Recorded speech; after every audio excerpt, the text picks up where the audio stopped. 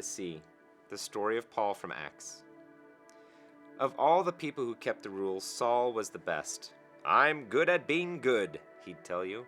He was very proud and very good, but he wasn't very nice. Saul hated anyone who loved Jesus. He traveled around looking for them. He wanted to catch them and put them in prison. He wanted everyone to forget all about Jesus. He didn't believe Jesus was the rescuer, and he didn't believe Jesus was alive either. You see, Saul had never met Jesus. So one day, Jesus met Saul. Saul was on his way to Damascus when suddenly a dazzling light flashed like lightning. It was brighter than the sun. It was too bright. Saul shielded his eyes and fell to the ground. He heard a loud voice. It was too loud. It gave Saul a headache. "Saul! Saul!" said the loud voice. "Why are you fighting me?" "Lord," Saul answered, "who are you?" "I am Jesus," said the voice. "When you hurt my friends, you are hurting me too." Saul's whole body trembled.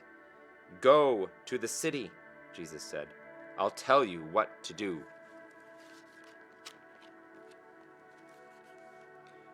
When Saul opened his eyes, he couldn't see.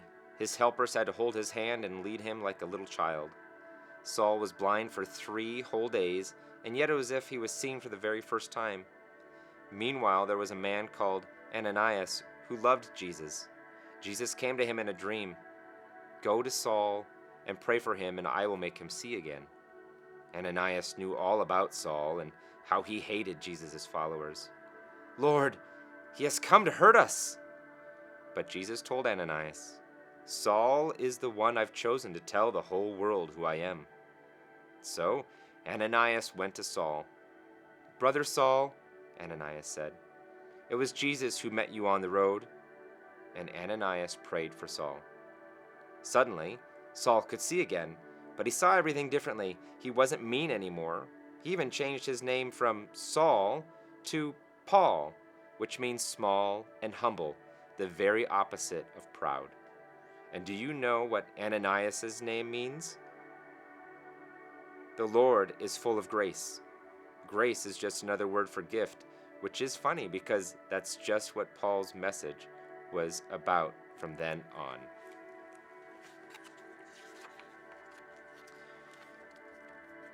It's not about keeping rules, Paul told people. You don't have to be good at being good for God to love you. You just have to believe what Jesus had done and follow him. Because it's not about trying, it's about trusting. It's not about rules, it's about grace, God's free gift that cost him everything. What had happened to Paul? He met Jesus. Paul got a new job. He called himself a servant and traveled everywhere, telling everyone about Jesus. He got shipwrecked 3 times. He even ended up in prison. "God loves us," he wrote from prison. "Nothing can ever, no, not ever, separate us from the never-stopping, never-giving up, unbreaking, always and forever love of God." He showed us this in Jesus. And so it was, just as God promised Abraham, that dark night, all those years before, the family of God's children grew and grew, until one day they would come to number more than even all the stars in the sky.